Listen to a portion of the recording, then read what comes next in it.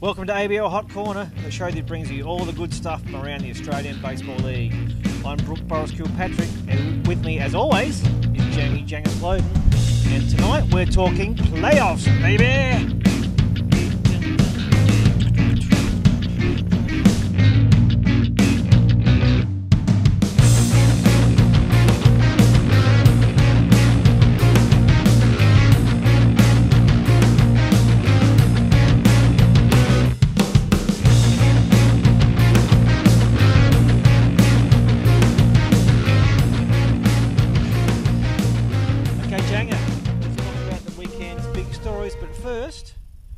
Why are we dressed like this? It's the business end of the season, Boris. The business end of the season, indeed. Looking very sharp tonight, clothes. Well played. Not big on the tie personally. I'm not a big tie guy, but it's stylish. As evidenced by the fact I had to tie it for you.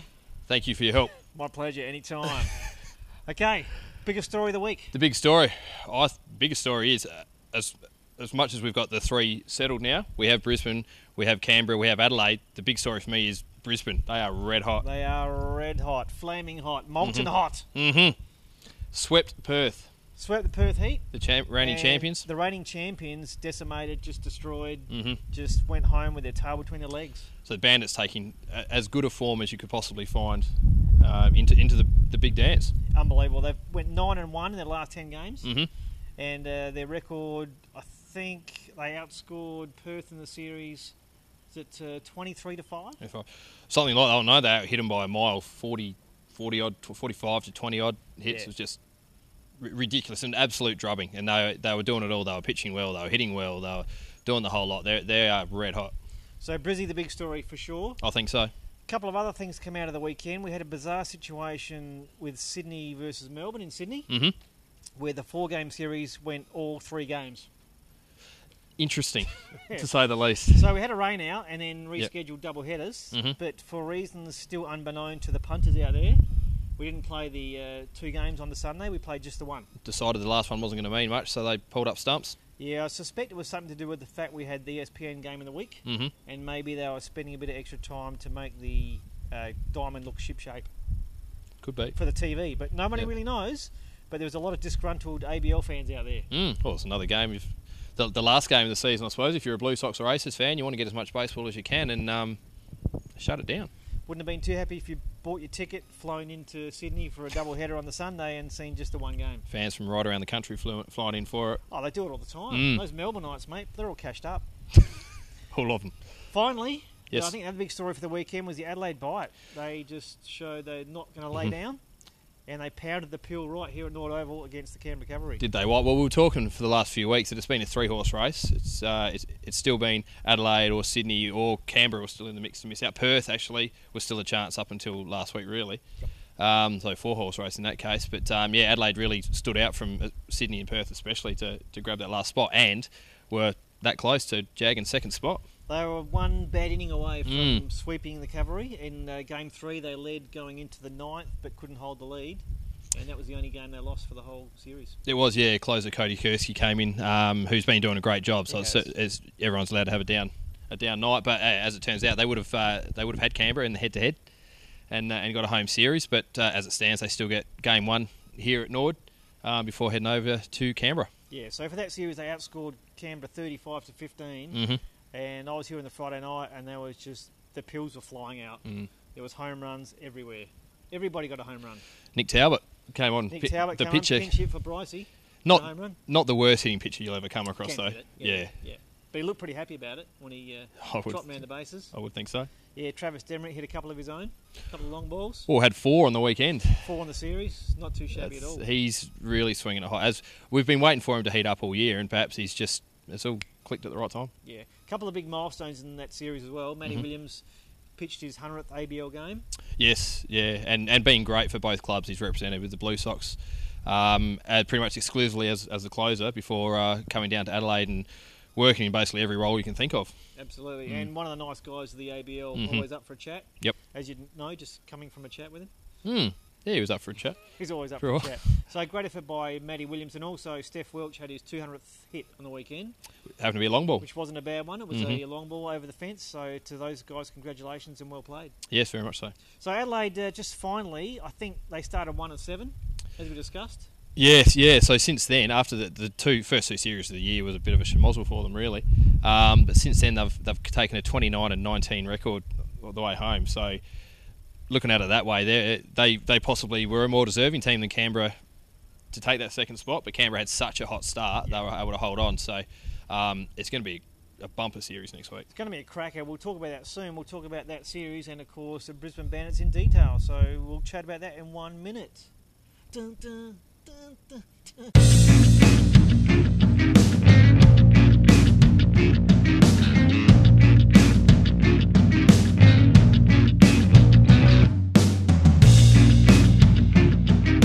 Claude, before we start talking about the Adelaide-Canberra series, let's have a little bit of a chat about what Brisbane have achieved so far this season. The Mighty Bandits. The Mighty Bandits. What do you got? Give me some numbers. Well, a 37-19 record for starts. We're saying about how good Adelaide have been on the run home with a 29-19. Just add another 8 wins to that. Yeah, that's how dominant they've been. And right across the year, we've spoken about how Canberra early were just unbelievable. But Brisbane kept with them and just slowly wore them down and have gone off. And the Bandits now, they get all three, obviously, championship games at home. Massive. Where they have gone a lazy 23-5. That's, I don't know the records, but that's got to be one. 23-5 at Holloway Field. So for any team, Adelaide or Canberra, that gets the right to go up there and play, got to be on your game because they have been dominant up there. And their last 10 games, they're 9-1, having obviously swept Perth, as we said last weekend. Yep. It's going to be a tough ask for whether Canberra, Adelaide, whoever it is. They're doing it all. Their team batting average is 280, leads the league. They just shaded Canberra at 279, and Canberra held that lead comfortably a little while back. Well, they were leading everything. They were They've leading been run down. Average runs, home runs, they're tied with Canberra now. Canberra were streets ahead in the home run chase early. 60 apiece, Yeah. so they can both leave the yard, obviously. But obviously Brisbane's pitching's been the pick of the league. Yes. Oh, you look at they've had Jarvis, they've had Teasley, and now throw in Travis Blackley now just as a little late season addition. That's It's crazy. unbelievable. He was good on the weekend Blackley too. was unbelievable. 9 strikeouts on the weekend. So they're going to throw Teasley, Jarvis, and Blackley at you. They're just sitting back right now, going, we're ready. We're ready to go. An 8-game winner, a 7-game winner, and a big leaguer. They won't really be too fast who goes up there, I don't think. No. They'll be ready to roll. And obviously their bullpen's as good as anyone. When you got Ryan Searle at the back end that can throw 3 or 4 if he needs to. They're going to be real tough. Interesting too. Justin Erasmus, who's been starting for them, has pitched really quite well of late. Yep. In a starting role, and he'll just go into that pen and just slot in there He's a and long guy. throw some quality innings when required. Yeah. To get to Green, Searle, and these sort of blokes. Yeah, big Matty Timms, but Matty Timms. It's just such an all-round team at the moment. The starting, pitching, the bullpen, and as we said, the hitting's ended up leading the league. They've got we look down their lineup with Unrow, with Williams in the 3-hole. He would probably be favourite for MVP out of him and Petty, you'd think. I still think Petty. Look at the numbers overall. We'll talk about that a bit later. We'll go into some numbers as far as the hitters go.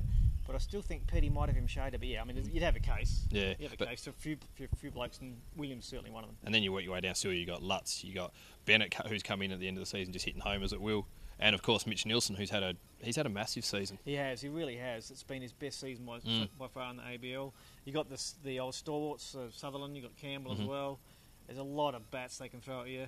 Battaglia doesn't mind hitting one out occasionally. Yeah, that's it. They've got a lot of power in that lineup, but also speed at the top as well. So that's such a well-rounded roster. Absolutely. Team ARA was like 3.53, which was a long way ahead of the next best, which is Adelaide at about 4.3. So talking run a game nearly, aren't you? Yeah, and in that scheme of things over that period of time, they're so far the team to beat. It's not even funny. Yeah, I think so. And that home record that we're talking about, yes, they're a great team whether they're home or on the road, but facing them at home up in Brisbane is going to be a very tall task. Absolutely. But baseball's baseball. You never know. You've got to play the games and see what happens. Yeah, well, that's right. And it's happened before last year. Adelaide looked like the juggernaut that was going to take it home, and Perth came down to Cooper Stadium. Yeah, exactly. It's just obviously the first year Perth hasn't done a Perth. Yeah, well, it's a bit refreshing for the other teams, I guess. Yeah, you give everyone a go. Give everyone a go. But yeah, Brizzy, Holloway Field, the crowd's going to be going nuts up there. It'll be huge. It'll be a great place. So if you're in Brisbane, get your tickets now. It won't be able to hold the lid on it, mate. No. I think. Waiting a week to play. Going to have a different commentary on the TV though. Dave Nielsen won't be up in the box this year. Probably not. Probably not. Well, he could. Unless he gets an early shower, you never know. He's not adverse to having a bit of a... He has done that before. Doesn't hold back. No. Okay, so let's talk about Canberra versus Adelaide Mm-hmm. and where those teams are at. I mean, obviously just played the series here at Norwood. Yep. Adelaide did pretty well in that series, but you look overall, Adelaide in Canberra, where they'll be playing 2 games, so it'll be Friday here at Norwood Oval, Mm-hmm. and then the Saturday night, Sunday afternoon in Canberra at Narrabundah. Mm-hmm. Adelaide in Canberra went 1-3 this year, so haven't had a great time up there. It makes things pretty interesting. Yeah, well, Canberra came down here for 2 series, and they 3-5, so there's really a bit of home cooking for both teams. So 6-6 split, 6 each for the season. Mm-hmm. It's pretty hard to split them, isn't it? Yeah, so it makes for a huge game one. Obviously, Canberra hold the advantage with 2 home games, but if Adelaide, we assume Stephen Chambers is going to start that game, who's been really good. If he can put in a solid start and jag that game one for Adelaide, put the pressure on Canberra to have to win both home games. Yeah, that's exactly what they need to do. I think that's their only way, because it's going to be really tough for them to lose game 1 and go over there and take game 2 or 3. Yeah, game 1 here is going to be just massive, isn't it, really? I mean, it'll be Chambers versus Grenning, you'd think, because Grenning's been the number 1 guy. I assume so. So you think they'll go head-to-head. You know, I mean, Grenning's a stalwart. He's he's been around the league for a long time. So it'll be a quality game. Well, you'd think, looking at that, you're thinking a pitcher's duel, but then you look at the 2 lineups last weekend and it was just scoring city. So both teams have some power. Canberra, like we said before, 60 home runs. Adelaide 51, I think, so not too far behind. And as we saw last week, the balls can fly to here. Even Mark Wick banging a couple out in his last couple of series here. Yeah, well, he's been hitting strongly all year, but without the real power. Yeah, he was getting on base, singles, doubles. Now it just goes with a lazy opposite field salami. Hit the salami and then hit another home run to go with that. So he's going to be obviously a massive spark plug for the Adelaide team. Yeah, very much so. Yep. We speak about Chambers and Grenning in game 1. Game 2, you would assume is going to be Josh Tolles, who's come out of the bullpen for the bye and has been incredible. Lights out starting lately. And Canberra, you would assume Stephen Kent, who just keeps striking guys out lately. Yeah.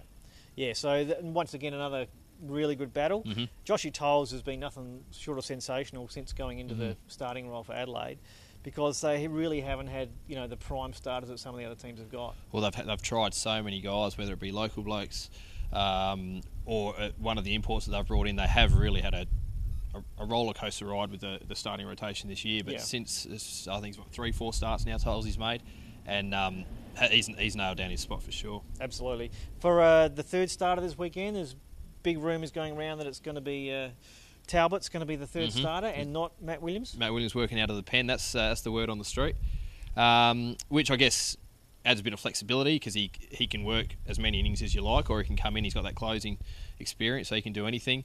But on the flip side of that, Canberra are probably a little bit more settled. They're probably already set with Scotty Cone. Probably Scotty Cone will be the guy. He's been sort of going the 4th starter spot this year, but he's clearly their 3rd best. And if it was going to be out of him and Lewis Cohen after the weekend, well then Cone definitely gets the gig after Cohen got hit around a bit. He should certainly be the guy. But if Matty Williams doesn't work out of the pen and it comes to game 3, it's an interesting decision, because he has been pretty good. Yeah. He has. Well, he only gave back one run, I think, on the weekend in 5+. So he's a competitor as well. Oh yeah, and his finals is his time. He loves it. So it is going to be interesting. At this stage, though, it looks like it's going to be Chambers, Tolles, Talbot, Grenning, Kent. Brain fade there for a minute, and Scotty Cone. Both teams throw some big bats at you. Obviously, Adelaide, we've got Petty, Demerit, who's been really pounding the pill of late after a slow start. He's been really good. Welsh back in the lineup now. Yep. He can leave the yard. And really it's been back in the lineup hitter for a couple of weeks now, so he's finding his stroke. Starting to warm up. Obviously, Mark Wick has been getting on base a lot. Yep. So, they've got plenty of bats, but then you look at Canberra. Wow, what do they throw at you? Well, you got Harris in the lead-off spot, who ended up winning the batting title, obviously. Yep. And Lev Lebedian, Pounds, Barnes, Miller, Moen Aroa, throw them all in there. Name them all. They're all. So it could be a very offensive series. Yeah, great pitching, but pitching at a lot of great bats too, so it should be awesome baseball. All right, Janga, we'll come back soon with some hot hitters and flamethrowers. Then we might try and make a pick of who's going to win the series in the weekend. Let's do it. Cheers.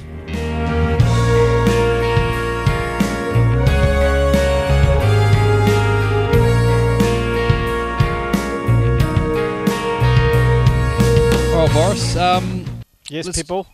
Let's do a bit of a season wrap, I guess, of hot hitters Into the regular season. Yeah, Why not? and so we've got our batting champion, we've got our home run leaders. Let's who are they? Tell us. Let's kick it off with the home runs. Kyle Petty pretty much led from go to O with 14. We did think at one stage it looked like he might get run down by Desan. But, He kept hitting a couple of game there for a while, it seemed. So Petty 14, Desan hit 10. Yep. Our man Justin Williams hit 10. Yep. He's had a strong finish too. Absolutely. And speaking recently. of strong finishes, Travis Demmer out of nowhere.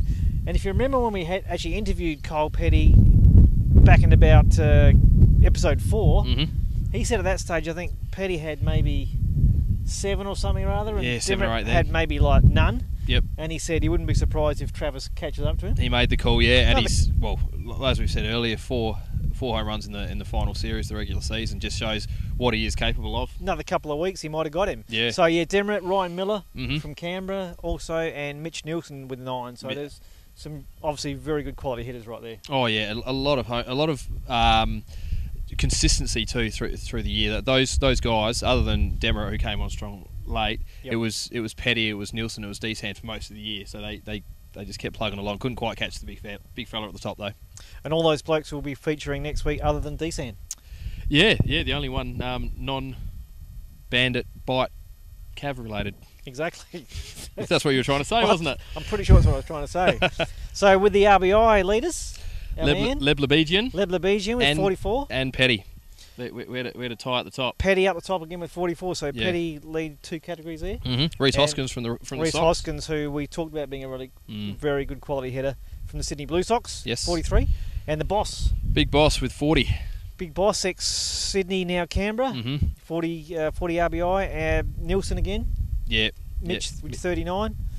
And the fast finishing Demmer with 36. Travis Demmer snuck in with 36. So I think one there that to make note of, I think, is the boss. He had a slow start as well this year, and really after probably the first 3 or 4 rounds, wasn't looking like the boss of old, and then just tore strips off it for a few weeks. Patch, yeah, started smashing the pill. That's right. Yeah. Yeah, absolutely. What about the runs, guys that get across the plate? Well, Riley Unroe from the Bandits, he took the win there, 42.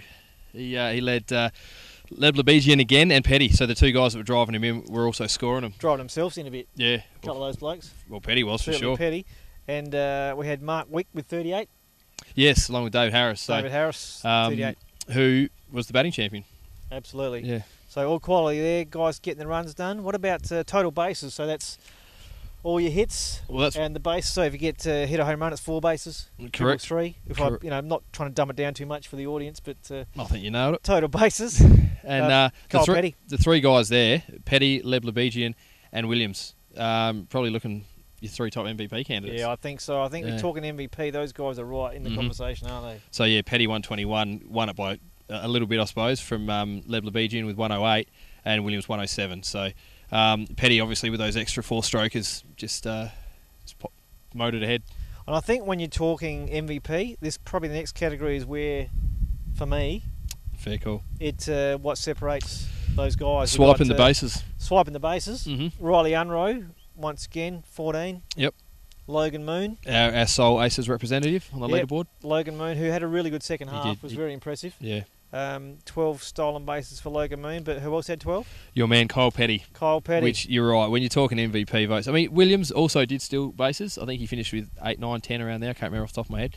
But, yeah, I mean, Petty's right up there in all of the categories. Pretty impressive for a guy of his size. He's a huge man. He's a very tall guy. When you see him close up, he can, but he can motor. He's got those wheels. Obviously can, yeah. Batting average, finally, as mentioned before, David Harris. Yeah. It was a close race in the end. 346. But a guy that was really impressive all season for Sydney Blue Sox. Yep. Terence Trent D'Antonio. He was. He kept them in pretty much in the mix until the last couple of rounds. Well, if they were missing D'Antonio and Hoskins, it would have been lights out a lot earlier in the year for them, I think. So it was a really good race for the batting title because you had Harris in the end at 346, D'Antonio at 344, and Williams at 342. Yep. So really, those top 3 could have moved anywhere on that last weekend. Absolutely. So, I mean, the good news is for baseball fans, you look at the guys that are sort of MVP candidates amongst those, they're pretty much all playing in the next couple of weeks. They are. We're going to see. You'll get to see them again. We'll see a lot more of them. So,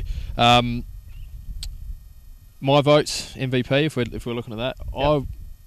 I'm finding it hard to split Penny and Williams. I actually would still go Williams by skin of your teeth. I'd take Petty, but I could certainly see an argument for both. Agreed. I think someone just got given out. I'm not sure what happened there. We'll talk Flamethrowers shortly.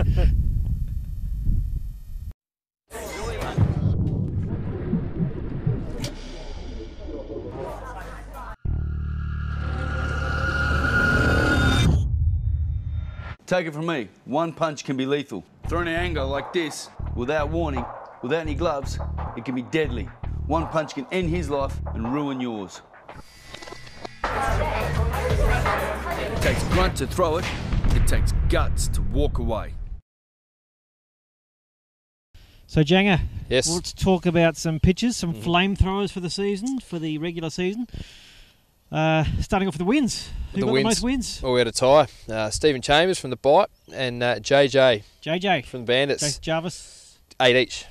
Not too bad. Not too shabby. Both guys both have been consistent as anything all year.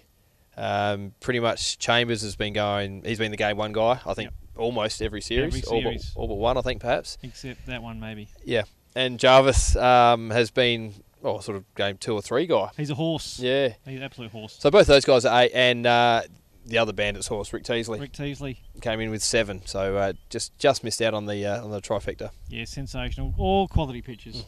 What about strikeouts? The guys, the flamethrowers, you love the guys with the strikeouts. Yeah, bloke from Perth. You love the guy that strikes out the most. Edwin Carl came home with 85. He had a pretty solid start the other night against Brisbane.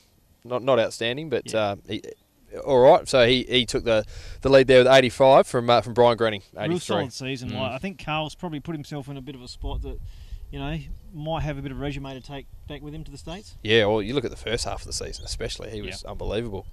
And but yeah, still did enough to hold on. Like I say, from two strikeouts more than Brian Grenning from the Cavs, who also had a huge start. Tailed off a little bit there in the middle, but has been strong again late. And his teammate Steve Kent, which is a couple of big guys coming up for the series this weekend. Yes. So how they pitch will probably determine pretty much how Canberra go. Their bullpen's been a bit shaky, as we discussed. Yes. So there's a fly that's just killing me here. The bullpen for Canberra's been a bit shaky, so the starters, it's massive for those guys to have good starts. Well, Stephen Kent on the weekend is in good form. While they didn't win the games against the Bite, he struck out, I think it's 12 in 6 innings, so he's taken some form into the series. Yep. And Jason Jarvis, again, just snuck in there with 69, just behind those top 3. Lucky bloke. All right, what about saves? Well, it was... Lay down. Ryan Searle and then the rest. Ryan Searle, really, as far as picking your pitcher of the year, normally look at starters, but he'd be in the conversation. He's been just incredible. Well, he's thrown probably 30 or 40 innings less than some of these guys, but they've been 40-odd dominant innings. 17 saves. Next best was Cody Kursky from the Bite with 11. But Searle won 5 games as well. I think he had 5 Ws in 40-odd innings, and gave up, I think it was 2 earned runs on the season. Yeah, ERA ended up being 0.4 on the money, I think. Unbelievable. So setting records everywhere. You did mention the Canberra bullpen has been a bit shaky. Probably the one constant there they have had, though, has been Michael Click holding it down. Yeah, he's been real good. Yeah, it's just getting to him that's been the problem. Exactly, yeah. So he came home with 10 saves, closing them out. So probably no coincidence, though, that those 3 top closers are the 3 that are still going. Yeah, Thompson as well for Canberra's been pretty good since he's come into the fray. He has been, yeah. Throws hard, but getting to those guys has been a bit of a problem. So once again, we'll see how that goes. But yeah, Ryan Searle, tip your hat. Oh, unbelievable! Just fantastic performance. Well, yeah, with the ERA title, he still threw enough innings to qualify. Absolutely, yeah, and he might be looking at some bigger, better things next season. Pitched in Japan last year, but I'm not going to be looking to go back to the US if he gets a chance. Oh, for sure. If something comes up for him, he'd be crazy not to have another crack at it, having been over there before. And someone that did go back to the States, though, Alex Baylog, with the ERA, he came in second with a 1.35. Blue Sox rotation. Yeah, so he actually came in with finished up with a similar amount of innings as Searle in the 40s there. Obviously in the starting role and was gone by Christmas, but when he pitched, he was dominant. So 1.35. Baylog real good. Joshy Tolles. Yes. 2.23 ERA for Josh Tolles. Just, unbelievable since he's joined the rotation for the Adelaide Bite. Revelation. Oh, it's been good. And, well, we're talking playoffs and we're talking him as the number 2 starter now. Small stature, big ticker. Correct. Like to watch him pitch. Edwin Carl was next in line, 2.95, which would have been a lot lower had it not been for those couple rough ones around the middle there. And so Ricky Teasley, yes, 3.01, a really solid season from him. It was, yeah. I mean, certainly an ERA of 3.01 is nothing to sneeze at. That was a really good year. It's just that he, I guess, he got overshadowed by some pretty gaudy numbers. So if you had to pick a pitcher of the year, who'd you go for? Who's your guy? It's like you say, he didn't throw the innings, but when he did throw, it was ridiculous. So I'd go with Ryan Searle. I'm agreeing. I think he's your guy. I think so. He has to be. Perfect. So, all right. Well, before we wrap it up, let's talk about the series this weekend. Massive series. Game 1 here at Nord Oval on the Friday night. 2 games in Canberra. It's pretty hard to split the team, so both got massive offence. Both got some solid starters. We can't call a split, though, this week. We can't call a split. Got to go for the Can't chocolates. sit on the fence. What are you thinking? After the weekend, I'm going to go with the bite, taking it out. In game 3, it'll go to 3. So we'll go 2-1 bite for me, purely basing that almost entirely on what we saw on the weekend. Just a bit of the mental edge, perhaps. Taking nothing away from Canberra, obviously they're professional outfit that are going to be out there to win. Yeah, but absolutely. I think if Adelaide can get game 1 under their belt Friday night here at home, they might be able to jag one of the two. Yeah, I'm going from 1.5 games each in a split because it's just too hard to split. Get off the fence. Can't Who you got? them. I'm in agreement. So I think if Adelaide win game 1, they can take the series. Yep. It's all about game 1. If they win game 1, real good shape to take it out. If Canberra win game 1, you can pretty much put the shutters up. I think it's trouble. Be too good. It's definitely trouble, I think. Yeah, but Chambers versus Granning is just going to be a huge game. We've spoken about it already, but I'll go with the bot. I'm with you, mate. Tolsey, my boy, is going to get it done. He is. Joshy Toles, they're going to scrape in. Sounds good. They're going to play the Brisbane Bandits up there, and it's going to be absolutely That will be huge. Any Adelaide fans, get down here to Nord Oval Friday night. Want to see this place packed. Make some noise, have some fun, and all you guys, when it goes to Canberra, get out to Narrabundah. Do likewise. Before we wrap it up, we've got Monica Madness going. Last week we had the Adelaide Bite players, and Travis Tingle won in a landslide. Absolute landslide. I thought Dallas Gallant would give him a bit of a shake, but the Tingle man, not even close. He dominated. So we'll be having the finals for that next couple of weeks. So look on Facebook and Twitter for that. Hit us up with some questions. Let us know what you think of the show. We got one more show next week. It'll be our last one for the season before the playoffs. Yep. And be interactive. But thanks for joining us. So for Brooke, Boris, Kilpatrick, and Jamie Jane Cloden signing off from ABL Hot Corner. Thanks for being with us. See you next week.